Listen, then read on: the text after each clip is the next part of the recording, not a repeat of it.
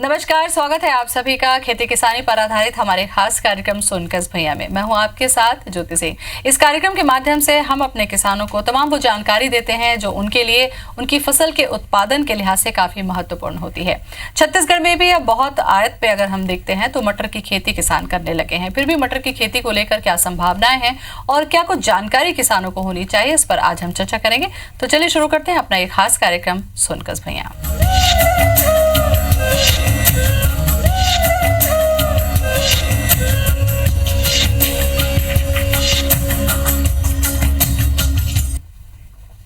और इस पर चर्चा करने के लिए इस वक्त हमारे साथ स्टूडियो में मौजूद हैं वरिष्ठ कृषि वैज्ञानिक अमित दीक्षित। अमित जी, बहुत बहुत स्वागत है आपका। धन्यवाद। छत्तीसगढ़ के परिप्रेक्ष्य में अगर हम देखते हैं, किसान काफी उन्नत खेती आजकल लेने लगे हैं। अमित जी, ऐसे में जब हम मटर की खेती के बारे में चर्चा करते हैं तो मटर की खेती की जैसे जलवायु और भूमि चाहिए होती है, क्या हम छत्तीसगढ़ में वो उपलब्ध करा पा रहे हैं या हमारे पास बिल्कुल है?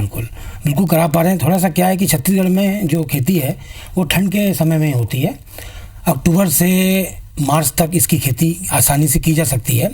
और थोड़ा सा बलुई दोमट ज़मीन जो हल्की भुरभुरी हो और जहाँ पे पानी ना भरता हो, ऐसी ज़मीन बहुत अच्छी है मटर की खेती के लिए।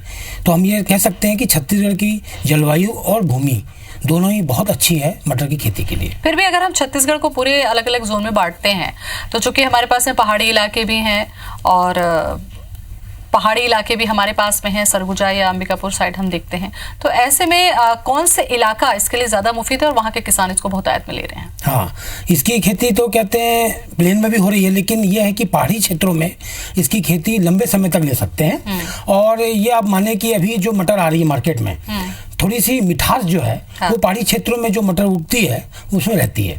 अच्छा, जलवायु के आधार पर भी क्या मटर की किस्मों की मिठास या उसका जो रूखापन है वो भी मायने रखता है?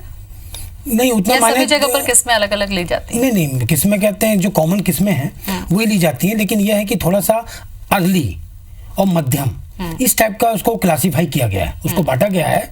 कुछ मटर बहुत जल्दी आ जाती है, देखा होगा कि दिवाली के आसपास कुछ मटर आने शुरू हो जाती है, वो अर्ली ग्रुप में आती हैं। और कुछ मटर जो अभी आ रही है जो मार्च तक आएगी, होली तक मटर आपको मिलेगी, वो मध्यम और लेट जो किस्में हैं उसमें उसको रखा गया है। अच्छा, मटर हम देखते हैं कि अब हमको 12 महीने मिलती है, या तो कुछ तो फ्रोजन मटर के रूप में हम देखते हैं जो हम प्रिजर्व करके रखते हैं, लेकिन क्या खेती के लिहाज से किसान 12 महीने पर मटर का उत्पादन ले सकते हैं? नहीं, मटर का उत्पादन सिर्फ कहते हैं अक्टूबर से मार्च तक लेता है। और कुछ पहाड़ी क्षेत्र मतलब जो जम्मू कश्मीर और हिमाचल का जो एरिया है उसमें वो जून जुलाई में भी लेता है, जहाँ पे बरसात बहुत कम होती है। बाकी मटर की खेती सिर्फ इतने महीनों में की जा सकती है। लेकिन जो मटर आप बात कर रही हैं वो अपने को साल भर उपलब्ध होती है, वो फ्रोजन मटर कहलाती है, जो कि प्रिजर्व करके रखी जाती है। अच्छा, इसकी तैयारी पर हम बात करते हैं, चूंकि अब तो हम देख रहे हैं कि बड़ी मात्रा में और तमाम वैरायटी के साथ में मटर हमारे पास में उपलब्ध है। तो खेती के लिए जो तैयार करते हैं किसान मटर की खेती के लिए, उनको किस समय से तैयारी शुरू कर देनी चाहिए और तैयारी में क्या खास सावधानी रखनी चाहिए? इसका क्या है कि बीज थोड़ा बड़ा होता है, तो इसमें अपने को नर्सरी तैयार करने की आवश्यकता तो नहीं है। लेकिन इसका जब अपन खेत में जब इसकी बुआई करते हैं तो थोड़ा सा खेत जो है अच्छा होना चाहिए, बारीक भुरभुरा होना चाहिए। एक बार गहरी जुताई करने के बाद 2 से 3 बार जो है हैरो चला के, कल्टीवेटर चला के उसको भुरभुरा बना लें और सीधा उसको जमीन में अपन मटर लगा सकते हैं। अच्छा, ये जो सीधे मटर हम लगा रहे हैं, क्योंकि नर्सरी तैयार किए बिना हम सीधे पौधे पे खेती करेंगे, ऐसे में जब मिट्टी तैयार करते हैं तो क्या उसी समय पर हमें खाद या कीटनाशक इस तरह चीजों का मिश्रण किसान तैयार करता है या फसल के साथ? नहीं, बिल्कुल क्या है कि जब अपन खेत की तैयारी कर रहे हैं उसके बाद अपने को जमीन में ही ऐसी दवाओं का प्रयोग कर देना चाहिए जो बीज द्वारा जो पौधों को नुकसान पहुंचाते हैं और जो जमीन के अंदर कुछ ऐसे तत्व हैं जो रह जाते हैं जो पौधों को नुकसान पहुंचा सकते हैं। इसलिए उस समय अपने को सॉइल का भी ट्रीटमेंट करना चाहिए। और इसके लिए फास्फोमिडान या फास्फोक्लोराइड करके जो वो है दवाई, उसको अपने को 6 kg प्रति हेक्टेयर के हिसाब से खेत में मिट्टी तैयार करते समय ही डाल देना चाहिए। और जहाँ खाद की बात है वो ध्यान रखेंगे कि जो गोबर खाद है वो खेत की तैयारी के समय ही अपने को डालना है। अच्छा, जैसा कि आपने कीटनाशक का भी इस्तेमाल करने के बारे में जानकारी दी, उर्वरक की भी क्या जरूरत होती है? क्योंकि आजकल हम देखते हैं कि सॉइल कार्ड आ चुका है हमारे पास में, हमें पता है कि हमारी भूमि की क्या उत्पादकता में कमी है या क्या नहीं है, तो उसका ट्रीटमेंट भी हम साथ में करते चलें तो उत्पादन लगता है अच्छा होगा ऐसे में। हाँ, बीज का ट्रीटमेंट तो करते हैं, लेकिन जहाँ तक खाद की बात है, सॉइल कार्ड के हिसाब से अपने को ये पता चल जाता है कि नाइट्रोजन, फास्फोरस और पोटास की स्थिति खेत में कैसी है। उसके हिसाब से अपन खाद का चुनाव करते हैं या मात्रा का चुनाव करते हैं, लेकिन तो भी अपने को तीनों नाइट्रोजन, फास्फोरस और पोटास खेत में डालना ही पड़ेगा। बिल्कुल, मतलब ये तो मुख्य तैयारी हो गई जो किसान को बीज लगाने से पहले या साथ साथ कर लेनी चाहिए। इसके बाद जो महत्वपूर्ण बात होती है कि किसान जो है वो मार्केट रेट चाहता है या उसको उत्पादन की लागत और मुनाफा दोनों ही चाहिए होता है, तो क्या कुछ ऐसी किस्में हैं जिसमें उत्पादन या दाने जो होते हैं, हम मार्केट में कई बार देखते हैं कि कुछ मटर दिखने में बड़ी खूबसूरत है और हेल्दी है, लेकिन दाने या बीज उसमें नहीं होते हैं, तो क्या अलग अलग किस्में हैं, और हैं तो कितने प्रकार की किस्में हैं छत्तीसगढ़ में? हाँ, किस्में तो पूरे भारत में बहुत हैं। कुछ किस्में ऐसी हैं जो छत्तीसगढ़ में बहुतायत में अपन लगा रहे हैं, जैसे अर्का सीरीज की जितनी किस्में हैं, जो IHR बेंगलोर, हमारे हॉर्टिकल्चर का जो रिसर्च स्टेशन है, वहाँ से निकली हुई है। जैसे अर्का पुनीत है, और उसके बाद साल्विया है, उसके बाद हिसार की वैरायटी है 1, 2, 3 सीरीज में, जवाहर मटर है। ये किस्में बहुत अच्छी हैं, इनका उत्पादन भी बहुत अच्छा मिलता है। इसके अलावा एक आर्किल वैरायटी है जो आई तो USA से थी, परंतु अब जो है पूरे इंडिया में छा गई है। बहुत पुरानी वैरायटी होने के बावजूद अपने को उत्पादन बहुत अच्छा देती है। अच्छा डॉक्टर साहब, यहाँ पर एक चीज ये भी है कि कई ग्रामीण इलाके आज भी हमारे पास में ऐसे हैं जहाँ पर जल की उपलब्धता सिंचाई के लिहाज से कई बार हम देखते हैं कि कम होती है। ऐसे में इसमें जो जल प्रबंधन होगा, सिंचाई की जो व्यवस्था होगी मटर की खेती के लिए, वो किस तरीके से की जाती है और कितनी जरूरत होती है? मटर की खेती के लिए जलवायु, पानी की आवश्यकता जो है वो बहुत कम होती है। जब अपन खेत में बुआई करते हैं तो तुरंत सिंचाई ना करके 3 दिन बाद पहली सिंचाई देना चाहिए, और 15 दिन के अंतराल में सिंचाई करना चाहिए, और टोटल पूरे लाइफ साइकिल में 4 से 5 सिंचाइयों की आवश्यकता पड़ती है। अच्छा, क्या इसमें ड्रिप इरिगेशन पे भी जाता है किसान? ड्रिप के द्वारा मटर को तो नहीं लगाते, क्योंकि बहुत पास इसकी दूरी रहती है। स्प्रिंकलर सिस्टम जो होता है, जो बौछारी विधि द्वारा जो खेत में अपन पानी डालते हैं, वो बहुत ही अच्छा होता है। चूंकि ठंड के मौसम में इसकी खेती होती है, जैसा कि आप बता रहे हैं सभी जगहों पर, तो ठंड का मौसम कोहरे वाला है, धुंध वाला है, बहुत ज्यादा कई बार धूप भी नहीं आती है।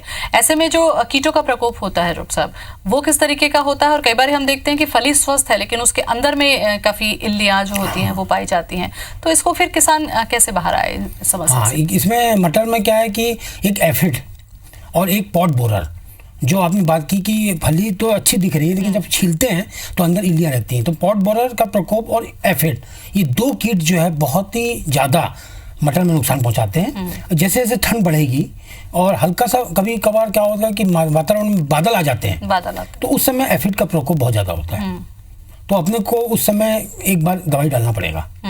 तो क्या किसान, क्या कुछ पहचान ऐसी होती है जिसके आधार पर किसान दवाइयों का छिड़काव करते हैं, या फिर वो नियम ही है कि इतने समय के बाद में दवाई? नहीं, कहते हैं जैसे पत्तियों में रस चूसने वाला कीड़ा लगेगा एफिड, तो अपने को दिख जाएगा, और फलियों में भी कहते हैं पॉट बोरर जब आता है तो पता चल जाता है, तो उस समय स्प्रे कर सकते हैं। और पॉट बोरर जो है, इल्लियां अपना अंडा जो है वो फ्लावरिंग स्टेज में, जब फूल आते हैं मटर में तब डालता है, तो उस समय अगर एक बार दवाई डाल दें तो अच्छा है।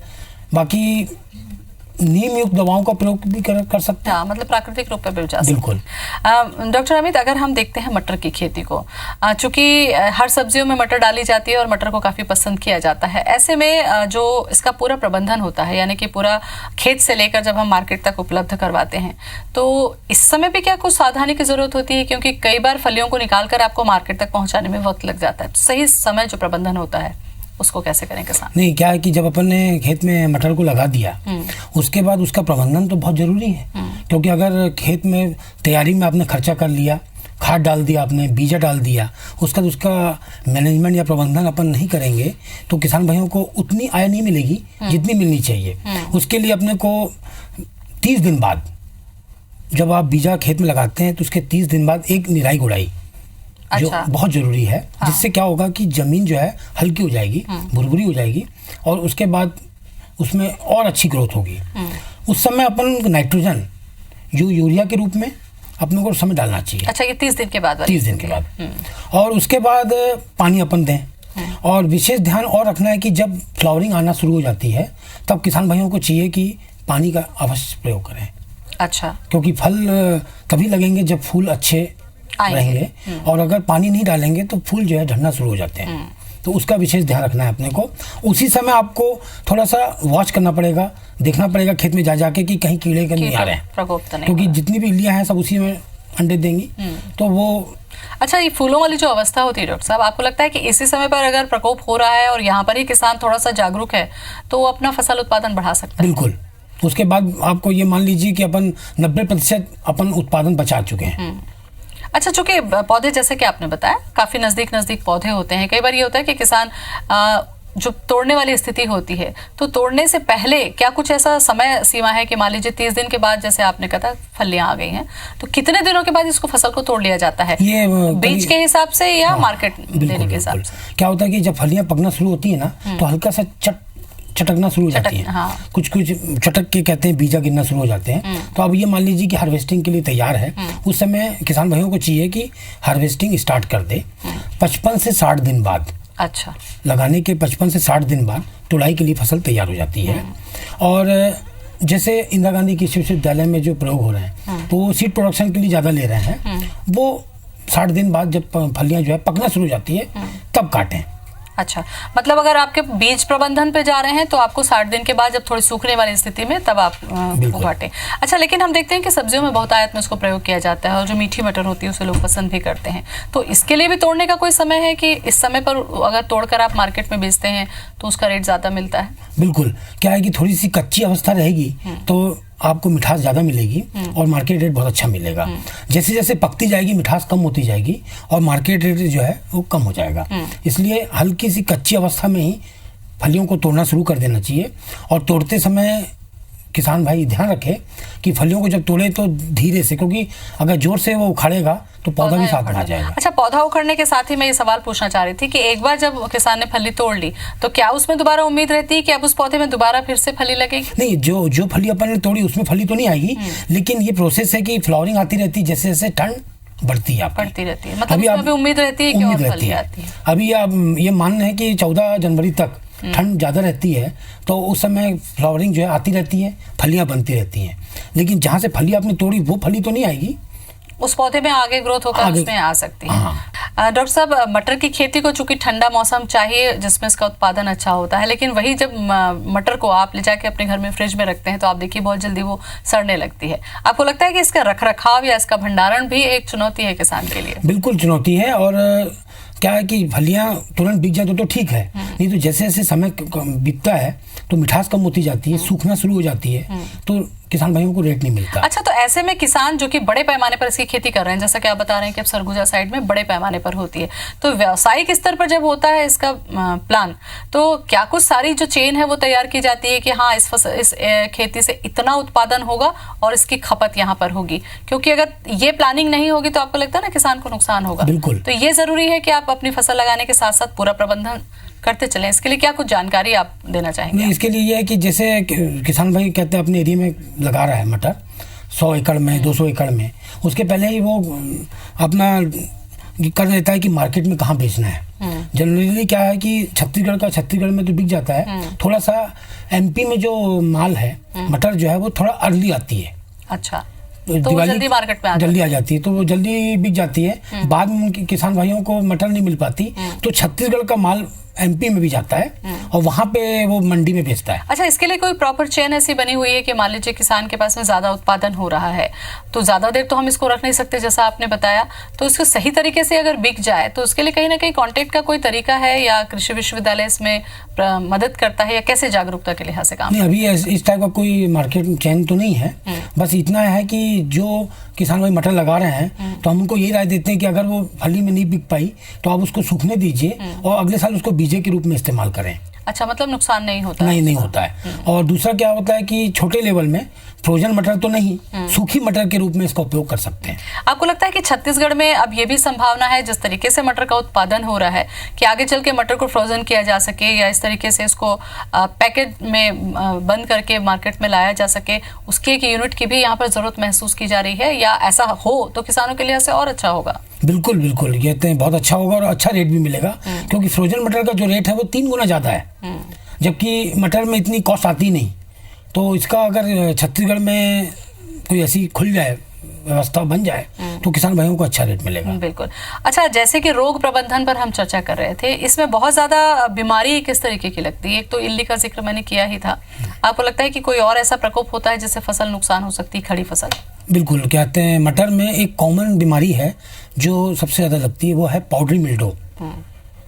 देखा होगा कि फली में और पत्तों में सफ़ेद चूनी जैसा दिखता है। सफेद। बिल्कुल, जैसे जैसे आपका टेम्परेचर बढ़ेगा इसका प्रकोप अब बढ़ेगा, और हम मानते हैं कि जनवरी लास्ट से फरवरी फर्स्ट वीक में इसका प्रकोप बहुत ज़्यादा बढ़ता है। तो ये बीमारी बहुत ज़्यादा घातक है और बहुत ज़्यादा नुकसान करती है फलियों को, क्योंकि फलियाँ पूरी सफ़ेद हो जाती हैं और धीरे धीरे सूख जाती हैं। और इसके लिए फिर जो दवा, इसके लिए क्या है, सल्फर बहुत सस्ती दवा है, इसका इस्तेमाल करना चाहिए। 2.5 ग्राम 1 लीटर पानी में हम बोलते हैं, तो एक स्प्रेयर में करीब अपना 40 से 50 ग्राम इसका स्प्रे करना चाहिए। अच्छा, ये जो हम दवा छिड़काव करते हैं, चूंकि ये फली के अंदर कवर्ड होती है मटर, तो आपको लगता है कि ज्यादा हार्मफुल नहीं होते दवा नहीं, जब आप बिल्कुल नहीं करते होती हैं है। तो मटर सुरक्षित होती है? मटर सुरक्षित रहती है, और जो सल्फर जो दवा है इसका बाद में असर खत्म हो जाता है, 2 से 3 दिन बाद आप फली तोड़ सकते हैं।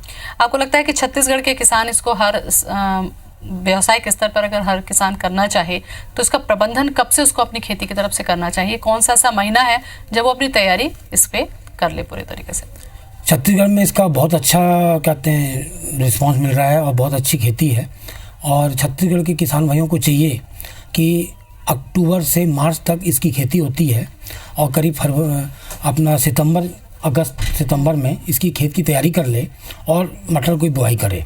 कुछ किस्में ऐसी आ गई हैं जो पाउडरी मिल्ड्यू सबसे ज़्यादा जो नुकसान मैंने आपको बताया, और एफिड, इसका भी रेजिस्टेंट जो असर नहीं होगा। अच्छा, तो ये IIHR बेंगलोर से जो निकली है, हमारा जो इंडियन इंस्टीट्यूट है हॉर्टिकल्चर का, वहाँ से अर्का अजीत करके जो किस्म है, इसका बहुत अच्छा रिजल्ट है, और इसको लगाने से किसान भाइयों को पाउडरी मिल्ड्यू और एफिड जो बहुत ज़्यादा नुकसान कर रही है वो नहीं होगी। अच्छा, ये जो रोग प्रतिरोधी किस्में आपने बताई डॉक्टर साहब, आपको लगता है किसान कोई संपर्क करना चाहे तो इसके लिए क्या कृषि विश्वविद्यालय से वो संपर्क कर सकते हैं, या इसको व्यावसायिक स्तर पर करने के लिए ये किस्में जो हैं और इसके जो बीज हैं वो क्या प्रबंध करवा सकता है? हाँ, इंदिरा गांधी कृषि विश्वविद्यालय में सब्जी विज्ञान विभाग में आप कॉन्टैक्ट करेंगे तो हम बिल्कुल बता सकते हैं कि कौन कौन सी किस्म में मटर के लिए अच्छी है और कौन सी बीमारी या कौन से कीड़े के लिए प्रतिरोधी है।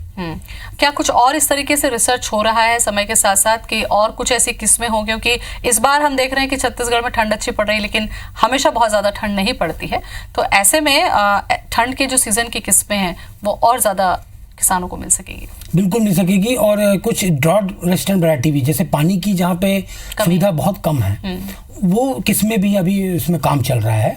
इंदिरा गांधी कृषि विश्वविद्यालय में तो नहीं, लेकिन जो और दूसरे रिसर्च स्टेशन हैं जो इंडिया लेवल के, वहाँ पे काम चल रहा है, और ये किस्में इंदिरा गांधी कृषि विश्वविद्यालय में भी उपलब्ध हो जाएगी, क्योंकि सीड प्रोडक्शन का काम जो है वो सब्जी विज्ञान विभाग करता है। तो खासकर मटर, इसका सबसे ज़्यादा हम लोग पिछले 15 सालों से इसका बीज का उत्पादन कर रहे हैं, और ये आप मान लीजिए कि करीब 25 से 30 कुंटल हम सब्जी का बीज मटर का किसानों को देते हैं। अच्छा, तो ये जो बीज आप लोग देते हैं इतनी बड़ी संख्या में, तो उसमें क्या ये जो नई जो किस्में, जैसा आपने बताया कि रोग प्रतिरोधी जो किस्में हैं, उनका भी बीज आप लोग उत्पादन कर रहे होंगे? नहीं, अभी तो नहीं कर रहे हैं, क्योंकि हम जो बीज उत्पादन करते हैं वो गवर्नमेंट ऑफ इंडिया से हमको प्राप्त होता है, अप्रूव करता है कि आपको ये वैरायटी लगानी है। अगर हमको किसान भाई जागरूक होगा और वो बोलेगा कि हमको मटर में और अच्छी किस्में चाहिए, तो हम प्रोवाइड करवाएंगे। सब्जी के लिहाज से, छत्तीसगढ़ के किसानों की जागरूकता के लिहाज से आपको लगता है कि प्रचार प्रसार या जागरूकता की जरूरत और है कि वो टेक्नोलॉजी से जुड़कर काम करें और बहुत ज़्यादा खेती की, इसके लिए कृषि विश्वविद्यालय की जो भूमिका है वो किस तरीके की, क्या इसमें अलग अलग तरीके के कार्यक्रम भी चलाए जाते हैं? हाँ, बिल्कुल कहते हैं, हम चाहते हैं कि नई नई किस्में और नई नई जानकारी किसानों को मिले। इसके माध्यम से कृषि विज्ञान केंद्र जो जगह जगह हमने गवर्नमेंट ने बना रखे हैं, उसके माध्यम से और विस्तार किसी विस्तार अधिकारियों के द्वारा या गवर्नमेंट स्टेट गवर्नमेंट के जो कृषि विभाग के जो कर्मचारी अधिकारी हैं उनके माध्यम से किसानों तक नई नई तकनीकें पहुंचाई जाती हैं। कई बार वो तकनीकें अगर किसान भाइयों को नहीं भी मिलती है तो बीच बीच में किसान मेले का आयोजन किया जाता है। अच्छा, उसमें वो आकर जानकारी ले सकते हैं। बिल्कुल, काफी महत्वपूर्ण जानकारी आपने दी हमें जी, बहुत बहुत शुक्रिया आपका। Thank you. तो छत्तीसगढ़ में भी मटर की खेती की अपार संभावनाएं और छत्तीसगढ़ के किसान बहुतायत में इसका उत्पादन ले भी रहे हैं, लेकिन जरूरत होती है कि समय समय पर आप जागरूक रहें, कृषि विश्वविद्यालय से संपर्क करें ताकि नई जो किस्में आ रही हैं उसके बारे में भी आपको जानकारी हो और ज्यादा से ज्यादा आपको मुनाफा हो सके। फिलहाल इतना ही, नमस्कार।